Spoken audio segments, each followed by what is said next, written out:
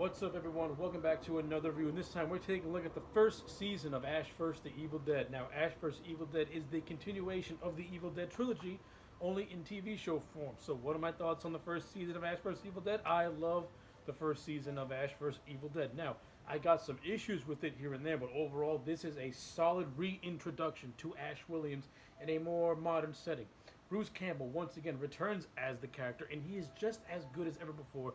And I love how he's playing Ash as a middle-aged goof, but pretty much still the same person. It's great. And Bruce Campbell's performance all throughout this season, this guy has not missed a beat playing Ash. He is still funny as he is still the funny badass you know him from the original trilogy of movies. But this TV show also adds some new blood to the franchise as well. You get the characters of Kelly and Pablo, who are pretty much being groomed as the next generation of Deadite killers. You know, Pablo is pretty much Ash's sidekick, and I really like the chemistry between Bruce Campbell and Ray Santiago. You really get the sense of of like a mentor-student relationship between the two, while all the while they're all really funny together. And then you got Kelly, who is like the middle child in a way, so to speak. She's more of the wild card, the wild child. She's more like Ash, but only more aggressive and much more of a wise ass than Ash, and much more smarter than Ash as well.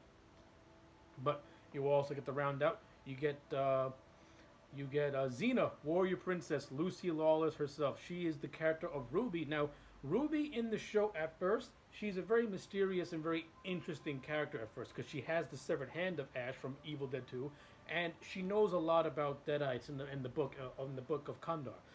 It's revealed throughout the course of the season that she's actually the creator of the Necronomicon. She wrote the book herself, and her whole thing is that she wants to gain repossession of the Necronomicon, and pretty much, in Ash's words, become the godfather of Deadites. Kind of like keep evil under control in a way.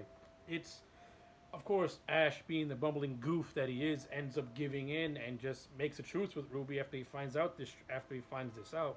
But overall, I like the character of Ruby, and I like how Ruby was presented. She's kind of when you watch the season, she's kind of like an underlying villain all throughout this season. I mean, at first when we see her, she feels and looks like a villain, and then as the series progresses, we find out that she is the villain, but she's not an all the way villain. She's more or less an anti-hero when you look at it. You know, she's not all the way villainous, but she's not all the way good either. But I do like Lucy Lawless in the role. She's a badass and she's fantastic and a great addition to the Evil Dead franchise. Um, there's this cop character called Amanda who starts to develop a romance with Ash, but they kill Amanda off in like episode 8, and it kind of like, and I didn't really like that. That's kind of like my biggest gripe with this movie because I was actually enjoying the character of Amanda. I mean, at first, she was on the cop who thinks Ash is doing all the killing, so you get all that thing. But once she finds out the truth, she kind of fit in with the group who are now calling themselves the Ghost Beaters. You know, she kind of fit in with Pablo, Kelly, and Ash, and I was enjoying the quartet. And when they killed her off, once they get back to the cabin, we get the return of Evil Ash. You know, once Evil Ash comes back and kills off Amanda, I didn't really care for that because I was liking the character of Amanda, and I was actually very interested to see a romance get further developed between her and Ash. I think it could have been pretty cool. But, you know, it is what it is. I mean, but this show also has some pretty good side characters. You know, you get Pablo, who I mentioned is the sidekick of Ash. We find out that his uncle is a Bruja, and it's revealed that Ash is what's called a El Jefe, which is like a hero, a chosen one, so to speak. And the Bruja sees this, and Pablo sees this. And I actually like the episodes, the little mini arc with the Bruja. It gave us some really cool, trippy visuals, especially when you get this demon called Elagos, which possesses Kelly and then try and gets into Ash's head.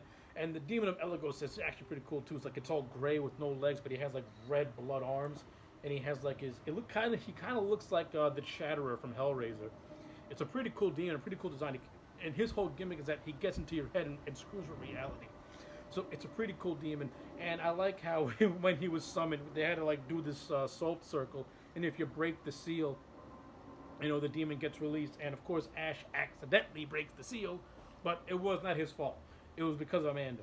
when she invades the bookstore that they go to, which leads to Elagos possessing Kelly and leads to a nice couple of episodes with the Bruja and them trying to figure out what's going on.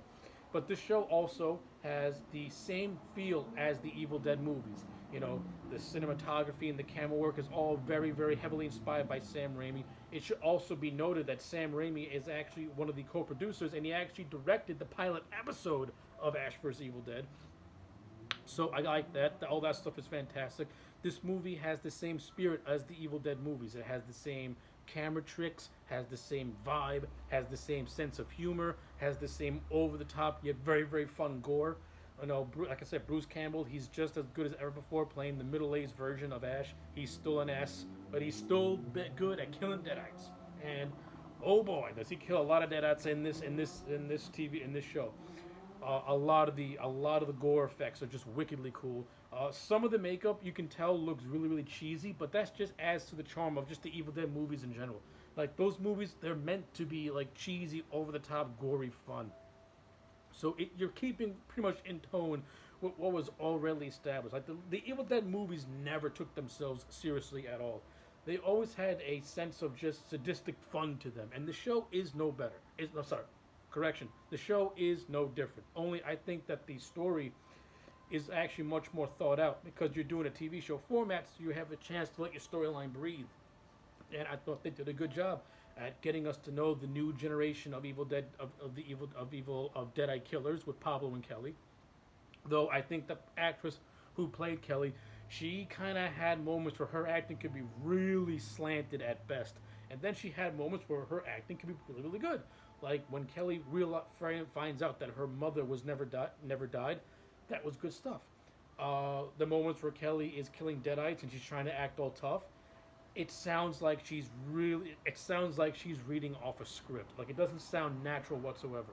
However, I think Ray Santiago fit his role much better as Pablo. And like I said, I enjoyed the chemistry with him and Ash.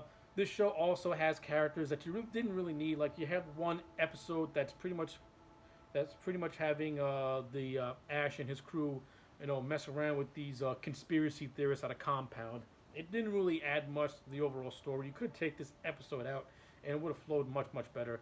Like the only part of that episode that matters is Ash's severed hand going back to the cabin. That's pretty much it.